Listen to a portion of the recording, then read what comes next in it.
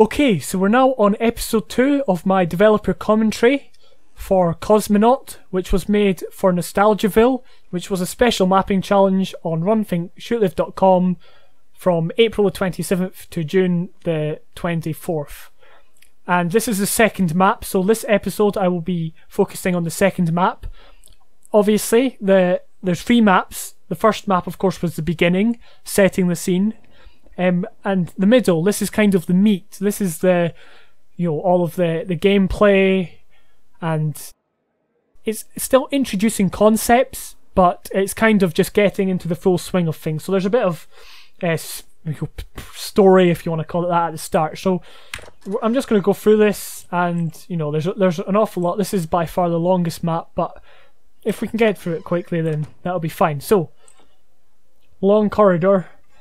Not very inspiring. Initially, I actually had a door here that would lead through to the other rooms, and it was just, but it felt so much more like a connecting joining area than this, because here we've got these boards, and the boards were in the last one, but it just felt more of a thrown in for the sake of it. I just joined the corridor up, and this is what we have now.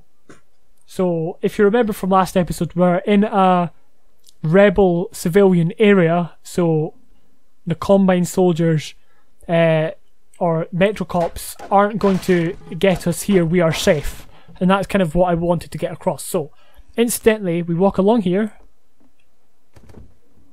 and in absolute coincidence, this guy falls from the ceiling. Now, what was he doing up there?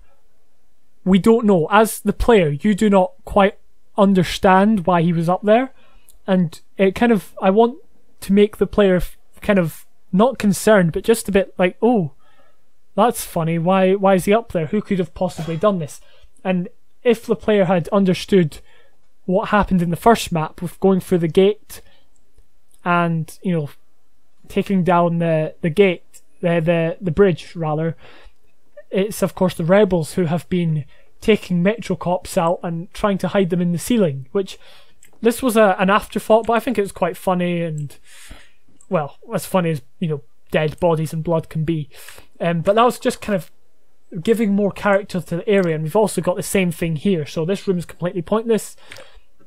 This door was where the player came out at the first time, but that was very quickly taken away. I think after watching one person do that, I just felt it wasn't good. So this just long corridor actually works so much better, and it's got quite a bit of character, especially when you see the legs and this guy drops down. And again, some people may say, oh, why did he drop down when the player was looking? I don't know. It's for something visual for the map, and it shouldn't be read into too much, basically. And if he didn't fall then it would have been it wouldn't have been exciting and fun. That's what the point in this map is. Okay, again, we've got a wardrobe kind of blocking off the door. I mean, you can still see it, but the player's more inclined to move over to this side of the corridor and not just run straight to the door. That was what my thinking is. I actually wish I had put it further back here, but the player's going to walk in here, and then they're going to hear the shout that over here. Now, actually, one of the testers thought they were being attacked by Combine and ran back in the other direction away back here, which I found quite amusing. And I think they suggested that I should do that, but at this point we are in a safe zone, and this is the point where we meet the people who have been, the rebels who have been hiding. And they're not like rebels as in the with the hats and the bags and the armor and all that. This is like the early rebels, so they're still dressed in their civilian gear with they're pretty pathetic. Also, this was supposed to be like a door with like a window where you could look out into the street, and I was hoping that some Combine would come up and have a look in and all that, but because of the layout of the map, on the other side of this door is an outdoor area anyway that's not the street. I kind of had to try and fit it all in, so I couldn't do that, so I've just blocked it off, and you can clearly see it's not. So this guy's going to take us downstairs. This way. He's going to do a bit of talking. I just knew it was going to be one of those days. He's just saying random things. Incidentally, I've hit a trigger there, making this door close. Again, it locks. and I did that as a kind of just a point of no return, so the player doesn't for any reason backtrack, because there's a whole section here that's completely, you know, the player can run through it and then they can run all the way back to this point. And I didn't want that to happen. In fact, I think for the majority of the map, the player can come back to this zone. But actually, yeah, for a lot of it. Anyway, we're going to go down here and meet the rebels. That's incidentally, that's an episode 1 line, but I wasn't afraid of like using lines from Half-Life 2 episode 1, because I know the whole thing's like supposed to be nostalgic for the beginning of Half-Life 2, obviously all the chapters up until the Coast chapters, but it never said anywhere that every single asset, every single line had to be from there. And I think as a level designer, you need to be using what you have available, and that means using Half-Life 2 episode 1, Half-Life 2 episode 2, and any other assets. Obviously, I think they're the only things included in Half-Life 2 episode 2. And I'm not sure how people are going to receive a lot of these assets and stuff that I've used, because obviously I used the rocket at the start of the entry. So people are probably may say stuff, but I'm not sure. Anyway, so this is supposed to build up kind of a community, or we're safe. This is where we've been hiding. We're a bit depressed. You know, this guy. Actually, this guy's broken, and sometimes he walks back up the stairs, and he can make it through that door, and he like stands halfway in the door, halfway up the door, which is quite amusing. But he didn't do it this time, which I'm quite happy about. There's this guy here, and these people say like funny things. I'm gonna mate. You know, and people are supposed to be like ha ha ha ha. This barrel, incidentally, this is one of the clumsiest things that I did to stop the player moving, because I don't want the player, you know, as a level designer, I don't want the player to come down the stairs and just run over there to that guy who says we'll let you through, and you know, I don't want him running, because the player and this guy have to be kept apart, and you'll see why in a minute. Obviously, you've got the lambda symbol to show that you know, this is a lambda base of the uprising. Again, it shouldn't be read into too much. I don't think people will.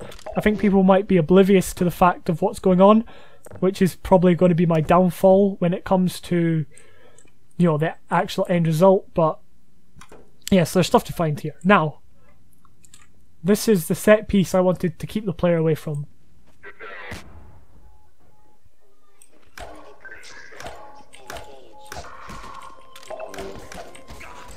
What the heck? I remember like that guy did it before. He just runs straight into them.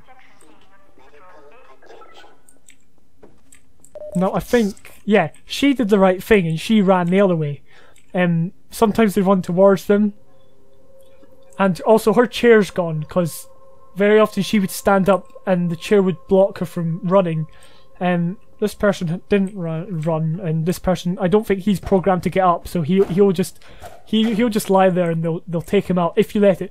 So this was one of these situations where you could, as the player, literally run all the way back here, and all of these guys could get, you know, murdered, which isn't very fun at all. But it's just something. It makes the world feel more, or less scripted and less defined by me as a level designer, and more open to different possibilities. And obviously that's something that's coded into the game. It's not so much something that I had to set up, although I could have prevented it if I wanted to. I didn't. So yeah, it wasn't a big entrance. I always imagined a bigger entrance of these guys. Obviously the explosion did quite, you know, did a good job for shock factor. It's not shock as in you're finding out, you know, a big twist at the end of your favourite Netflix series. It's like a shock as in, oh, you know, like a joke, this guy gets thrown to the floor and these come in. So this safe zone that you've been in has now been broken, and it's only 2 of them. Again, I would have rather they'd come through like a vent in the roof or something, but yeah, that's just the way it is. So, and we're on hard mode, so they actually took me down quite a bit, so that's why the health is here. Now, I want to state that this mod, or this, I guess, entry, has been balanced for hard mode. So those people playing on hard mode will have enough health, batteries and ammunition. If you're playing on easy mode, you're basically going to be invincible. And someone who's playing on easy mode, they said, oh, I've got all this stuff, there's no challenge.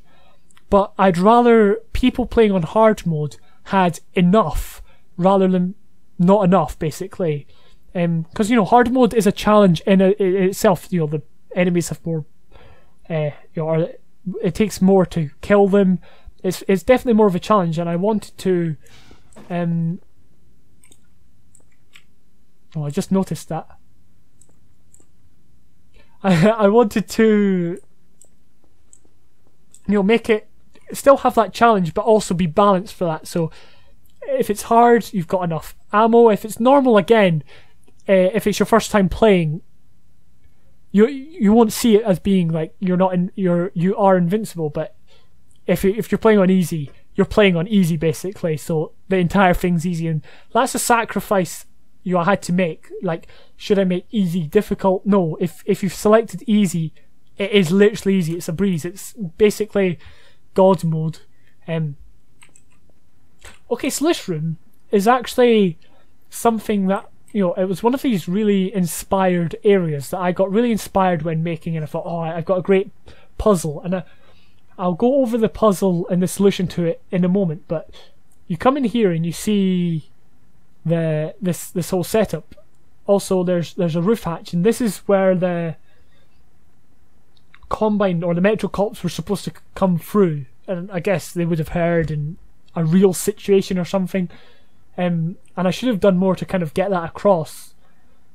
And then you've got this thing. So this door is locked by this device. I don't know what this device is. I actually just found a random texture, put it on, made like, this is just like two brushes joined together. And it makes this annoying sound to say it's locked.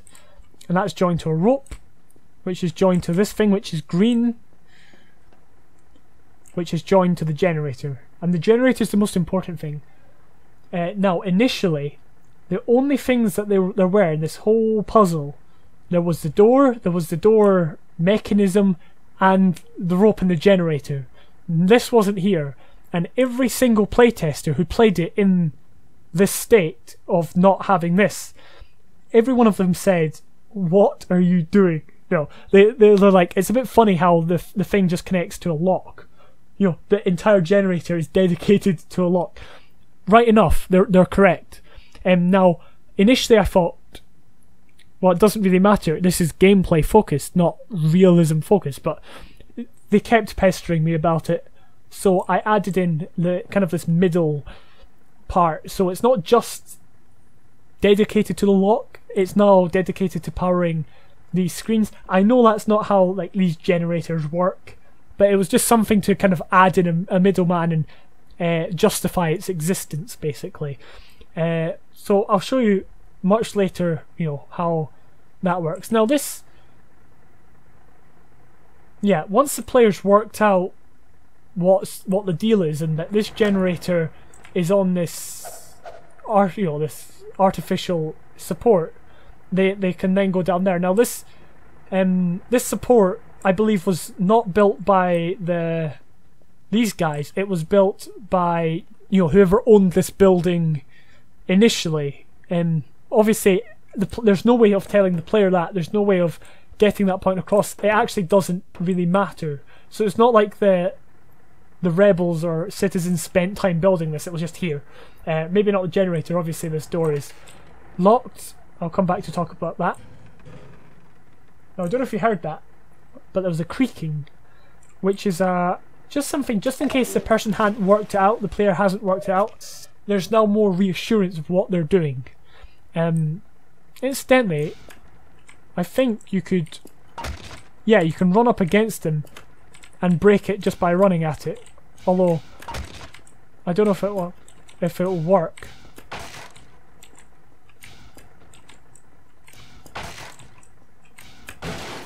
Yeah, I just found that while doing a quick rehearsal beforehand. I don't know if anyone's actually going to do that. I don't think it works with them all. Or maybe it does. Anyway, I'm not gonna do that for all of them. So yeah, you break the first one and you know what's going on. So I'm gonna start breaking them. There's just 2 hits with the crowbar. Now, one of the playtesters said having one pillar here, basically this in real life, this wouldn't support this metal grate with the generator on it if all of these were also supporting it. And right enough, that is correct. The chances of one of these managing to hold the whole mass of the generator doesn't make any sense. But this is one of these things where I have to put gameplay over reality. So keeping consistent, having the player break all 4 of them, it would make more sense, yeah, having them break all 4 of them rather than break 3 and then this bit just breaking and falling. So say I'd broken 3 and I was standing here and I was just going over to break this and this thing fell on my head because this thing, for instance, couldn't hold it. Then it'd be unfair on the player. The player would be like, well, I still had 1 to break. So here the player can control when it's coming down and they can be like, well, there's 1 more to break, so I'm going to go over here, I'm going to break it over here, or I'm going to try and get crushed because I'm funny like that. Anything like that. And it was one of these things, yes, it does make sense that this would break after breaking 3, or maybe 2 of them would break after breaking 2. I don't know. But for game consistency and gameplay, you've got to be consistent, basically. So I'm going to break this, and right enough the generator falls and sparks a bit and it no longer makes a sound, and this rope just kind of dangles at a funny angle, which I'm not sure why. I don't think I quite configured that correctly, but nah, it's good enough. And right enough, you can see the TVs have gone off, the green light has gone off. Yeah. So it serves more purpose than just powering the lock, and the lock's now gone green. And you can, walk through it. Incidentally, I don't think this prop has a screen off skin or animation. So what I've basically done is I've just put these black boxes over the screens. I mean, I don't know what, this one's still got a bit of light coming from it. But otherwise, oh, you can kind of see them there. But again, it's not anything, so it's kind of makeshift, botched attempt, but it still works basically. So if the player's running from here to there, the chances of them seeing that weird animation from back here is very slim. You saw one there. Anyway, moving on. I'm now going to play this next scenario twice, and I'll show you what happens each time I play it, okay?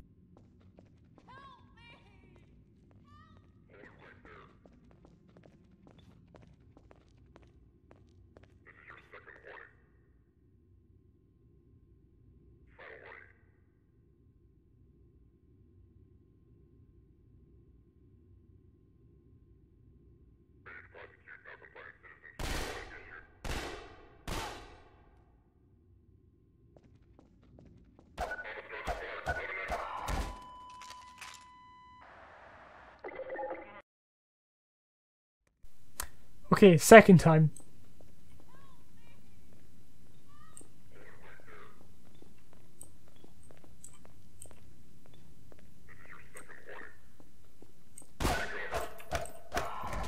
They'll be looking for you now. You'd better run. There's nothing else you can do here. Alright, so the same scenario played twice, but I, as the player, reacted differently. So, first off, I mean, I turned the corner immediately and the animation starts and it does look a bit fake, but I guess if someone's playing it for the first time, they won't know where to look, so it'll be a bit more like they've just been literally running past here. Maybe they've come through that door. Again, the door's like that because, the player can't access it. But, going along here, this scenario was inspired by games like Fallout. Like Fallout 3 and New Vegas. which I love, and Fallout 4 as well. You come upon these scenarios where there's people and they're in trouble, and you can choose whether or not to help them or let them die, which is a very harsh choice. And I know this people might think it's weird because this game's nothing like Fallout. It's not an RPG. It's a first-person shooter. But having something like this, where it feels like the player can make the choice, is something that I would like to do more. Now, obviously, the player doesn't know that they have the choice, but having it there, maybe if they play it a second time, they can do this and be like, oh, I changed the outcome. It's just cool, basically. That's what I'm trying to say. And I think there should be more like little side quests like this in Half-Life 2 Episode 2 maps and mods, and it just makes it more alive. And obviously she says, oh, whatever she says, I can't remember, they'll be looking for you now, which is supposed to make you hurry up, but actually you can hang about here as long as you want. And by this time I'm hoping the player will look up there and eventually realise what's going on. Now, this room was supposed to be much, much, much higher, and it was supposed to be just a stealth section where the player could creep around this guy. I don't know if they still can. I think the trigger might be there for triggering him, I think, unless I changed it. But they could kind of go up here, go along here, move along here, and try and get around him. So maybe that'd be a third option if I had implemented it. I can't remember. But yeah, so just in case the player didn't pick up this cop's gun, there's one up here just lying there. Very unrealistic. Now I'm going to play through this battle first, and then I'm going to talk over it, just because it's probably going to be quite difficult to talk and play. Notice the method of him dying. Notice the method of him dying. And of course, him as well.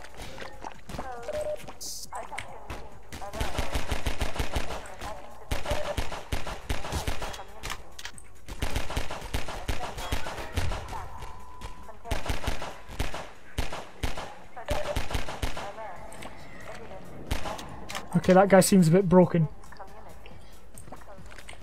And I'll just take out the final two guys as well. Again, notice how I kill them, basically. I think the trigger's here? Yeah. Okay, there we go. That is all of the Metro Cops gone. I will now talk over this area, because it's a very controlled area, basically. So the player immediately comes out of here, and they are faced with a wall, basically, and whatever this scanner. These are there so the player doesn't push forward. So the player could easily just like barge these boxes out the way, but there's kind of a mental, psychological thinking that says don't push that way.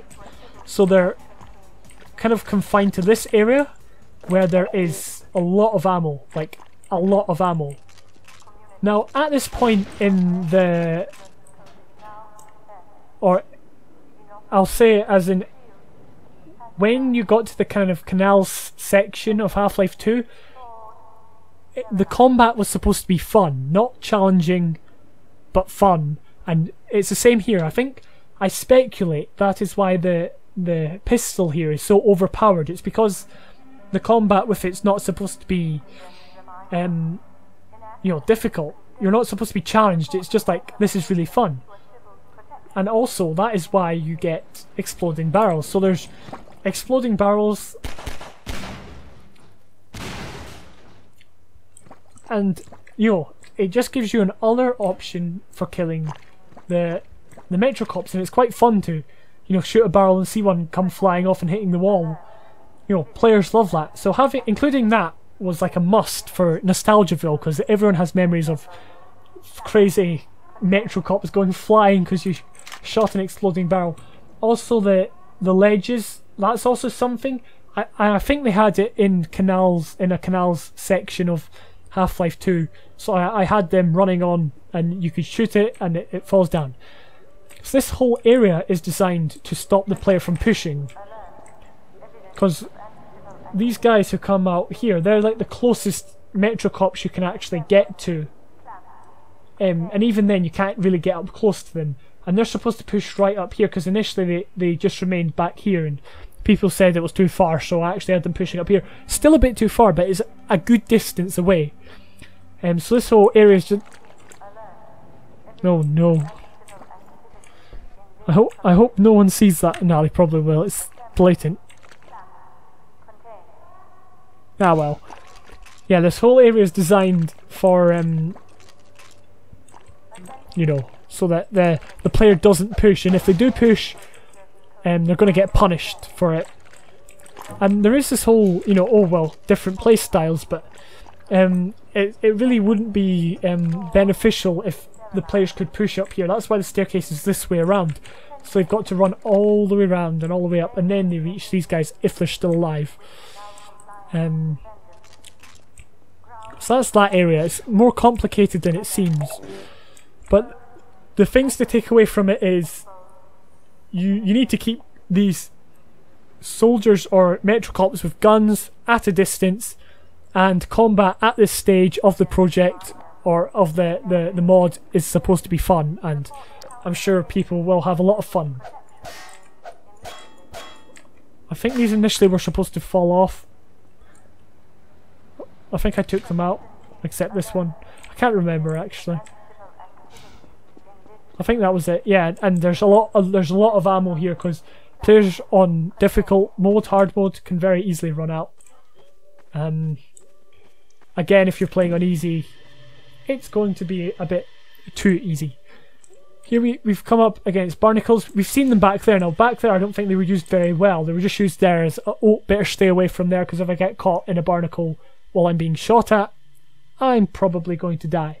Here it's a bit more methodical, so the player can come up, and instead of just running along a corridor, I've placed the barnacles, and now the player has to think, well, what do I do?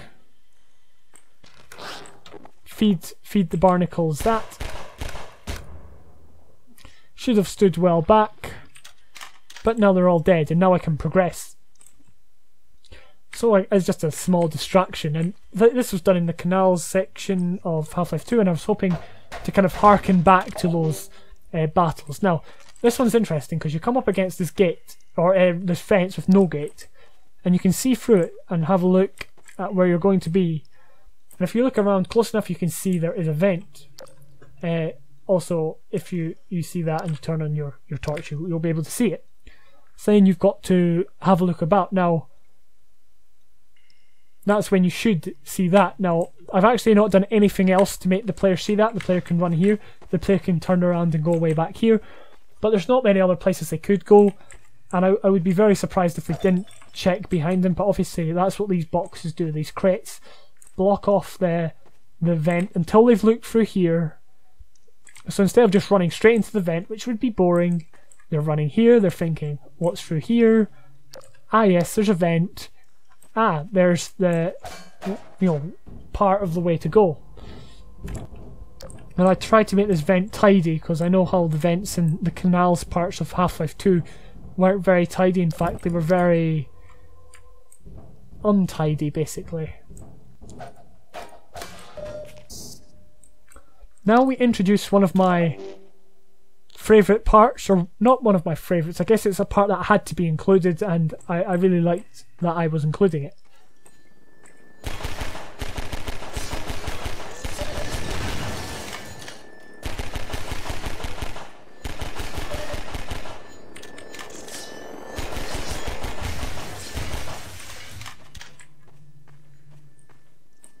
Well, there's always one.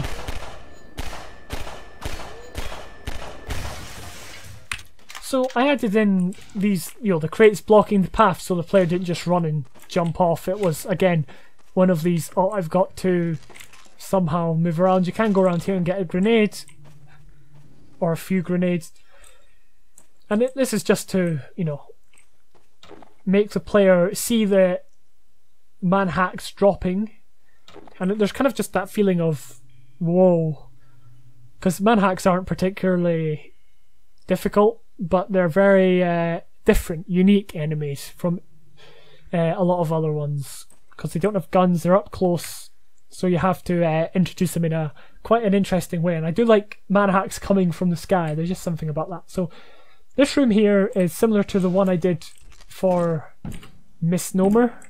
It's like the first room you're in after you come from the outside area. In fact, I think this, you know, these structures are actually just taken directly from there. And, you know, this room is similar. I didn't bother making a proper building, I just used the skybox building for that. But this building is one of the buildings you can see from the outside area prior to that. I think that texture's misaligned. Darn it, another thing I missed. Never mind. I'm not a perfect mapper. Here we've got, instead of you running again, you're crouching, similar to the vent, but it's much more open, more dead people or burned people. Now, we come up against quite a unique combat scenario. If you're moving over here, I give the player time to notice this Metrocop. So that's why this area's kind of a bit longer, to give them time to notice this guy. Now this guy, he is going to pace up and down until the end of time. He will not stop, he will keep going. There he is. He can look at you, but he won't shoot. He probably doesn't notice he's there. He is just pacing. And the reason for this is I want the player to plan how they're going to take on this scenario. I want to give the player infinite time. So the player's like, well, how am I going to take this out? I could shoot him. I could maybe try and sneak out there and sneak round him, which a few people tried during playtesting, and it worked fairly well. But not as well as I would have liked. And then they notice 1, 2, 3. There's 3 barrels. And there we go.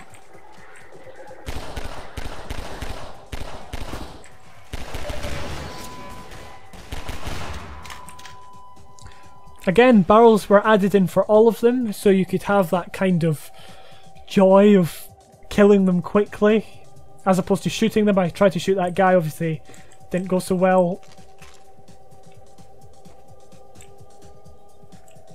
Oh, I think I forgot to disable shadows on this. Ah well, it's a very obscure part of the level. Anyway, so giving the player a choice on, or thinking time and many options on how to kill or get rid of the Metrocops is really important, and something that I as a player love when playing maps. So adding it in here to this scenario was actually quite good, you know, just thinking, you know, how can I take them? Also, there's grenades, I could have tried to nade him. Obviously, I do have to say there is a trigger here or somewhere here, so if you step out, he will notice. So if I was to run, I could run here, which a lot of people did, or a few people did, I guess, and move around, and then they will fight you over there. But it's just giving the player more the feeling of more freedom. Now we come up against this these barnacles. Now we had barnacles back there. Again, I said they were kind of to make the player you know, think about a solution to get around them. They're not deadly, they're not dangerous at all. If I can keep up there, you know, they're not going to get me here. They're not going to fire any guns. They're just going to sit there, just blocking my path. And there's many ways we can get across them. So obviously this time's different because we've actually got to jump. We could shoot them. We have enough ammo, and from that crate we should have enough ammo. If we didn't have enough ammo, we could use this and use this, and then we can jump now, and we would have enough time to jump. Or we could try and chance our luck and do a really difficult jump, just like I did there, but very unlikely. But I did leave enough space. So there's 3 different solutions, and I'm sure there's plenty more.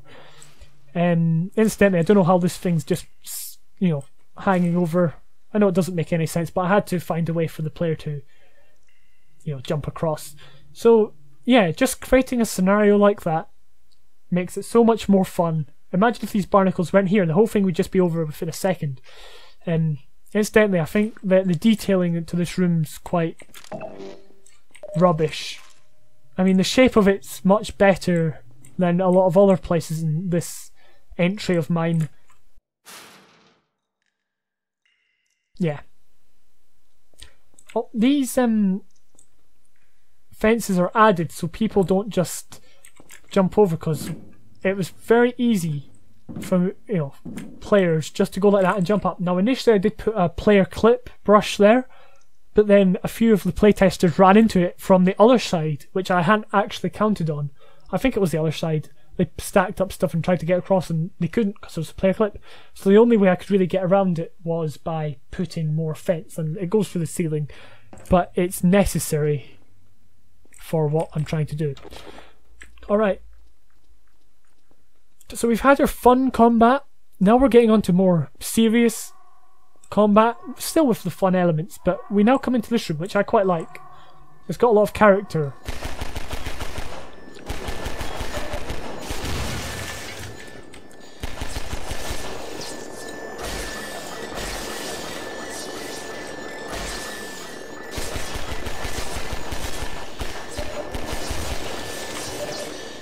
I am low on health.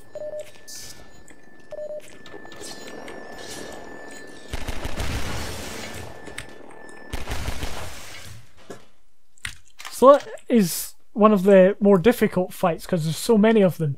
And I did toy with the idea of bringing it down to being only 3, but I quite like the fact that you can back out here. Sometimes people backed away out here, and there's plenty of health here. Again, I got taken down to about 21, and I'm only just hanging on. There's not very many batteries around here. There's one here, but I'm still not at full health. Like, I'm never at full health here in difficult mode. There is things to aid me, so instantly when they were coming down I could have shot that one and it would have caught some of them. I did shoot this one, but it didn't quite work out the way I planned, and there was one here which I used to kind of bait them round. So again, there's still the options of other ways of getting rid of the enemies. Incidentally, this room is, like people thought you could get up there, you can't. This is just this is one of these rooms which I pictured it in my head, like I was talking about last time, and it turned out to be pretty much exactly what I had imagined, so that's quite good, And these were just to stop the player running through, because a few times people just, tried running straight through and then they missed the whole manhack fight. Now you can hear the combine. That was just kind of hinting a little bit, and you can hear that as well. So if you peek out, you can now see them. It just so happens I hadn't moved that one. A lot of people moved that to deal with the barnacles. They fed the barnacles and shot them with that thing. There's also one down here. I guess it just depends on how you feel, how you play it. So now you've come back around in a circle, so now they're taking your place and you're the one up here. And it's making good use of space. You've kind of gone round in a circle and it's all going very well. Incidentally, I forgot to talk about this, which I was supposed to, but this is just a metal bar stopping the player from opening that, because just so it makes sense from point of view where there has to be a gate to make it to that side. I don't know, but anyway, this is one of these connecting areas where I don't think I did a good job at making it fun or interesting. You just walk up here. There is stuff to find, however, but that's about it. Now we're going to enter a battle, which I'll do the battle and then explain it, because it might take a while or not.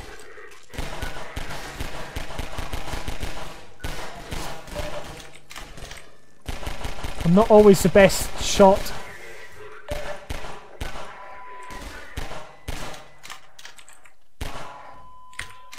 Okay, so upon coming into that room, we see immediately that there's a petrol cop there. That's very clear. We know we're coming into a combat scenario. The combat is long range, as I like it, as I always advocate for it to be that far distance. But then he sends a manhack over, making it both short range and long range. So that meant I had to somehow find cover. So obviously the player can back out here, take on the manhack. In fact, we actually had, I can't remember who it was, but someone got the manhack in there and closed the door, and then the manhack was, you know, gone. So also there was ammo here, so they could hide here. And if they hide here, these two guys will not be able to get the player. If they hide here, the player will be able to take on this person. That Metro Cop will not be able to shoot the player if they stand against this wall. So it just makes it very dynamic on where the player can stand. I don't know if that's the right word, but it's certainly, you know, I think it's a well set up encounter. This barrel was placed here so the player didn't just jump down immediately, because I do not want the player jumping down there until they've finished with the Metro Cops. And you know, it's pretty foolish to come out here, jump down there, because then you're just getting constantly bombarded. So this thing was put here, and this is what I want the player to see up there. They can see the door. It's got a light above it, hopefully drawing their attention to it. And there's also one over here, so they can, you know, see maybe we've got to go up there.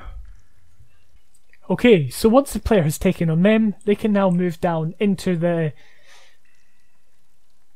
puzzle part of the map, or the section. So they can bounce on top of this, and then it breaks, kind of showing that they're stuck down there. Basically, they're not getting back up. Now, the player can, they notice that, and they notice this. This thing's not turning at all, and I wanted kind of a noise to show that, but for some reason, I can't remember what it was, you couldn't do that.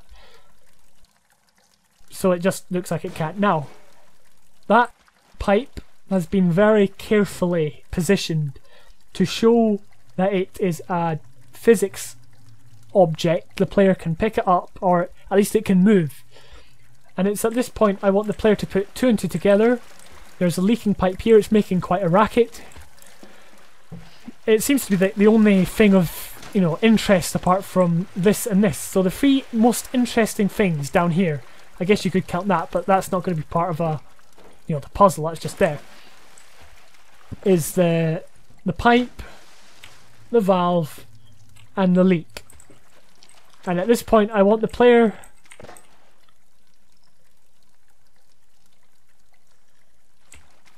quite funny because he can't pick that up again. Yeah, I want the player to pick it up, move over here, and slot it in. And it will click in, or it'll look like it clicks in, although it is all an illusion because you're not putting in the same pipe. You know, that's just the way I set it up. So, and hopefully when they do that, they will have learned we've stopped the pipe. Now, for some bizarre reason, again, I'm not a plumber, I don't know if this is a legitimate thing, but, you know, by doing that, they will now try the valve again, and this time it will turn all the way around. And if you're wondering why the water looks so bad, it is because it is moving water, or, yeah, I can't remember exactly what the, you know, the thing's called, but a lot of the time I felt that playtesters thought that they were coming back here and trying this door, so I locked it again. This is something that, you know, I mentioned it last episode with the gate. I don't think it's a good idea, but it's just to save me a lot of time trying to, you know, stop the play from going away back there looking for another way, and to show that the way to go is actually here.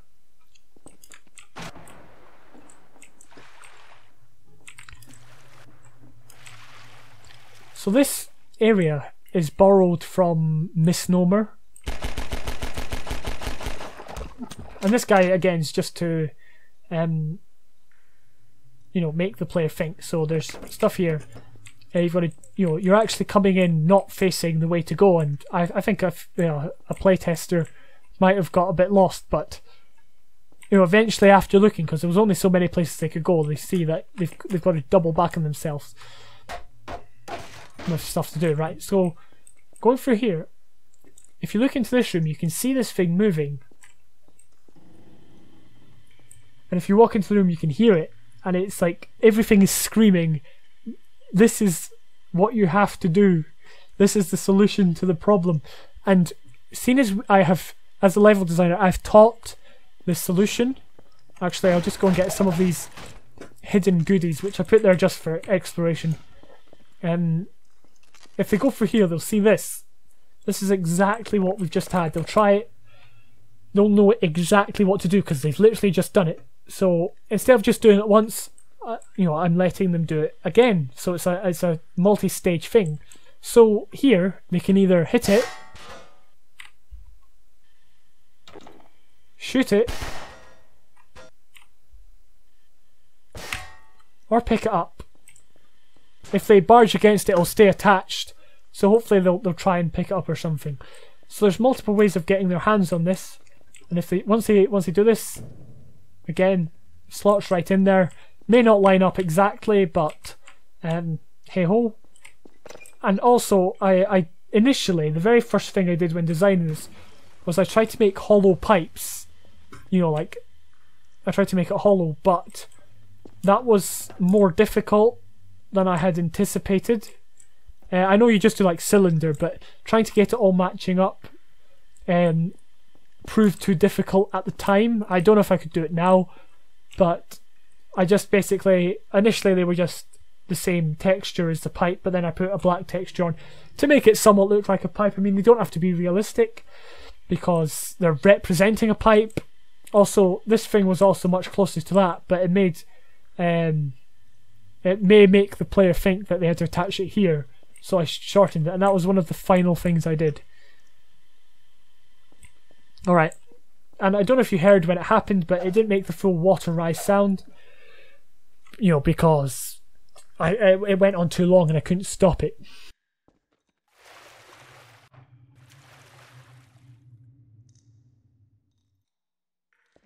Alright, so moving on.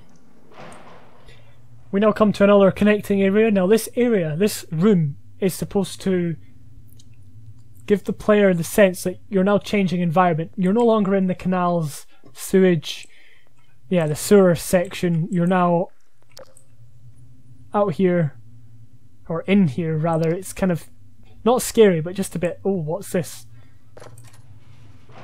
And when the player walks through this door,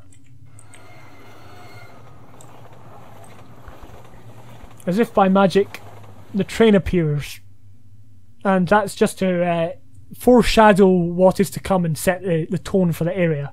So this whole part from that door over there all the way into here is just tone setting.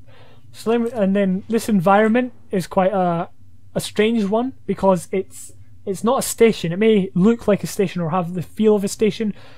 I'm not actually sure what it is. It's got phones, it's got everything a station would have, but it's not a station. And I think it's kind of like a maintenance corridor, so maybe workers have to walk quite far down the track. They can sit down, they can phone whoever they want. Obviously all these lines have been cut because that's what the prop is in Half-Life 2. And also this gate is from Half-Life 2 Episode 1. Again, it just fitted well with this environment, and if you look at it, there's no valve wheel to turn it. And I thought if I put that in, then people might get confused that this is something they might have to open. So it doesn't look like there's any way to open it, and hopefully people don't get too hung up with that, because it's a small detail that doesn't really matter. So yeah, this area is just kind of a connecting area that I didn't do as well. There was originally glass here, but every single playtester said they couldn't see the glass, and it was the only good glass texture that could break easily, if you know what I mean. All the other ones were funny, so I took it out and added railings instead. Not really solving the problem, just avoiding the problem, but that's how it's done.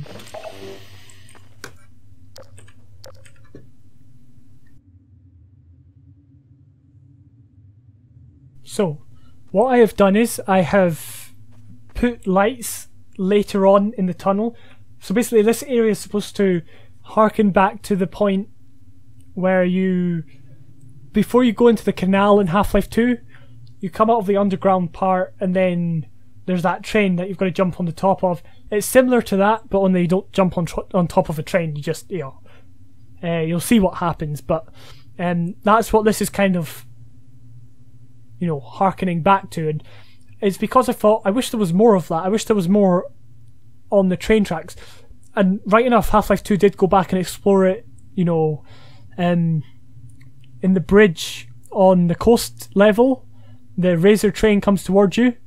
But, you know, I just wanted kind of walking through a dark tunnel, so it was initially going to be outside, but then I thought, well, if I make it a dark tunnel, it would be a bit more eerie, especially with, like, this soundscape and whatnot. So yeah, it's dark over there because I don't want the player going that way. There's also a combined force field just to, you know, make sure the player, you know, they know not to. They know they definitely can't go this way. Anyway, we'll go this way.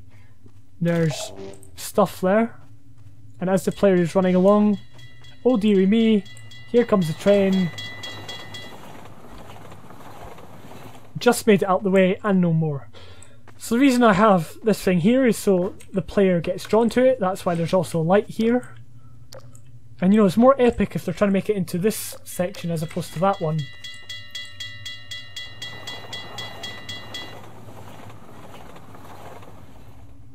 And I added this artificial shake just to, you know, because it was suggested that it would make it feel a lot better.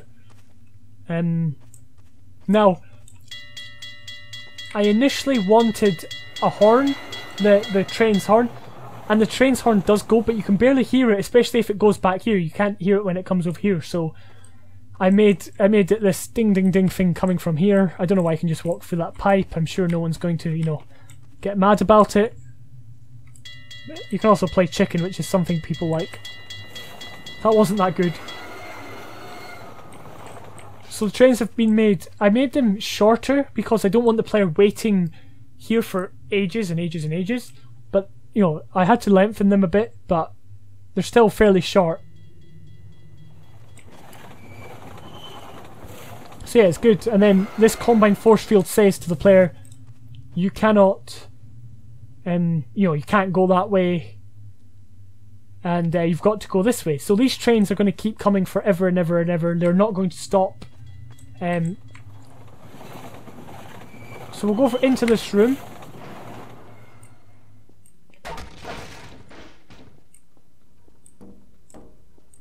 Now this is actually my most favourite room out of the entire, you know, map pack, entry, mod, whatever you want to call it. And you may ask, what's actually going on here? What is this? Who did this? Who caused this? Who, you know, lit the fire and all that? And the honest answer is, I don't know. Even though I made it as the level designer, I have no idea what this is supposed to represent. I put it in because the areas was supposed to be boring, and you know, you heard that kind of weird track, which is from the coast level in Half-Life 2, in which, you know, there's like zombies and stuff. Now, there's no zombies in this mod because I found that adding zombies in would break the contrast of the more exciting enemies, and I wanted to keep the Metro Cops and Manhacks as kind of the main bad guys. So there's no zombies, but here I wanted to add these charred figures, and you can shoot them and they'll move about. One's fallen off over here. There's also a bone. The bone's from Half-Life 2 Episode 2, but I really couldn't care less. There's the masks. I don't know what this, you know, this area is supposed to be. You can't just jump up here, you need to use a barrel. A bit of passive thinking. But yeah. So we'll continue on again, connecting area with, you know, it's quite boring. This is us straying quite far away from the theme and the atmosphere of the start of Half-Life 2. This is basically, this area is inspired by Prey 2017. I'm quite a fan of that game, and it was like there's this area where it was similar to this, but obviously there was, you know, it's a lot different, but it just kind of the feeling of it is what I wanted to capture, and I think I did fairly well. So you're walking through here, there's no danger, there's these barrels, but hey, who knows how they got up here, you know, who cares?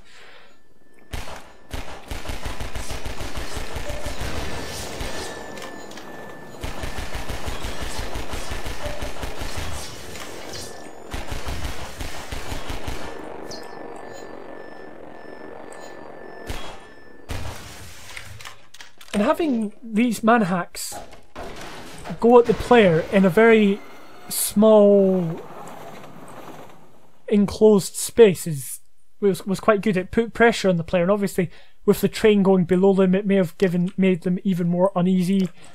You know, I don't know what this area is, if it's just maintenance, I don't know how people get in and out. I guess they can climb through that vent. It doesn't make any sense, but from a gameplay perspective it's good because the player can't just run. They've got to duck here. If they want to get over there, they've got to jump. Again, they've got to duck here. It's not easy for the player to navigate, but that's not a bad thing in this scenario. And then there's a reward at the end when you get to the end. Now, I'll just wait for the train to come again. What happens when the train comes is it signals to you. There we go. But only when you're in this area. Just so it gives the player a fair shot at dropping, looking around. If they drop this way, then they'll see the train coming from over there. There we go. And it'll give them time to move out the way. Incidentally, I thought it was supposed to shake. I think that might have broken at this part. But yeah, so if the player jumps on the train, they just get caught on like a player clip over there because I couldn't be bothered. Although sometimes they can go through it and it's a bit awkward. It seems to shake here, but it doesn't shake over there. Ah, maybe because the trigger only... Oh yeah, the trigger must cut off there. Right, that makes perfect sense. Something again I should have picked up, but I didn't.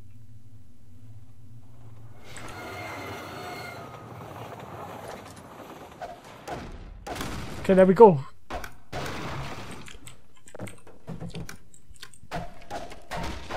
So there's stuff to find under the stairs just so you can look about and find it. And that is the end of map number 2, and that's why this area looks a bit weird, because it's kind of the end and I had to transition them somehow.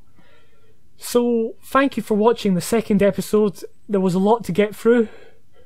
I am out of breath by just constantly talking and trying to remember what I had to say. Well, that's not the reason I'm out of breath, but there was a lot to get through. So thank you for watching.